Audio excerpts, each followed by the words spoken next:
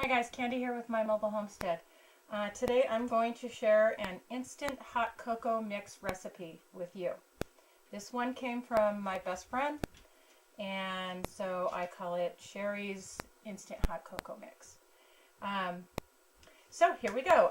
The recipe calls for 2 cups of powdered milk, and so what I have done is I have really been looking far and wide for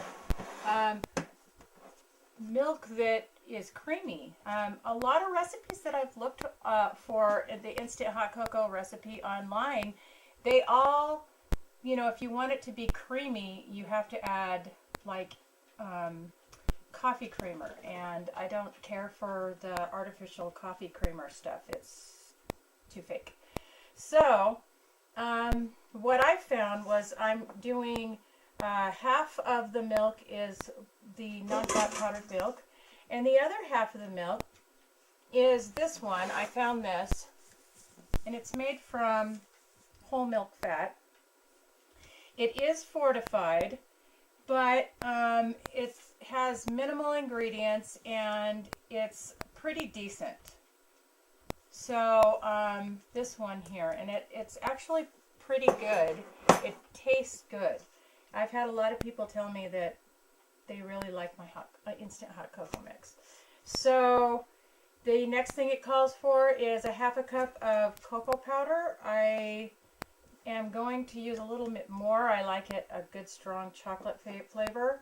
It calls for 1.5 cups of granulated sugar, a 1/4 teaspoon of salt. So let's get that in here. So I'll pour the powdered milk. I'm going to tell you a little something about this non-fat powdered milk too.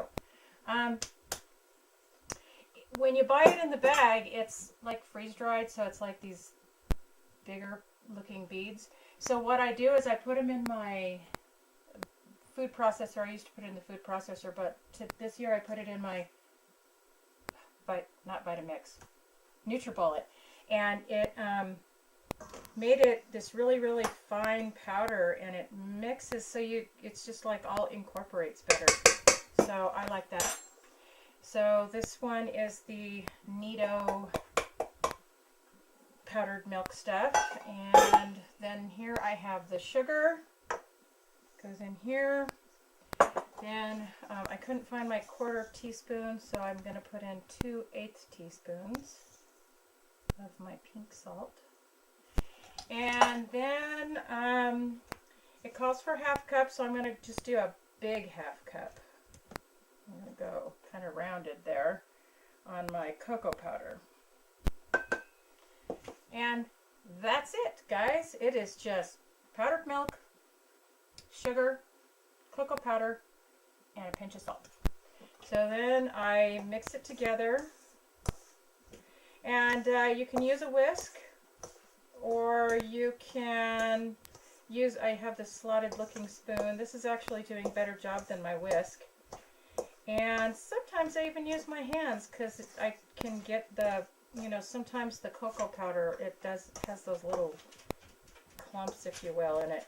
So actually that is what I'm going to do right now. Actually, no, I'm not. I'm going to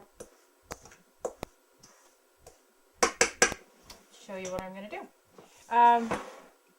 So what I like to do is I'm making the instant hot cocoa mix, a whole bunch of it, and I store it in this big container so that I can share it with coworkers and as gifts.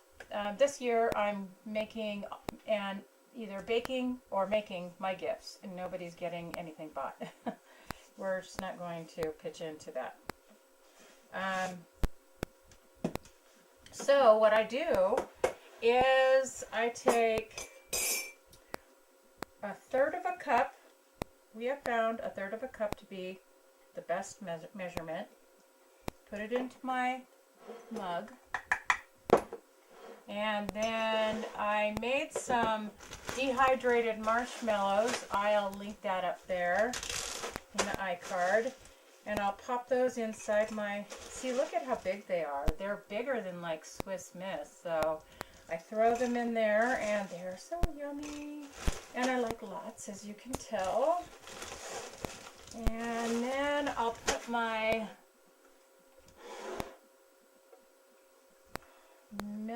hot water on it.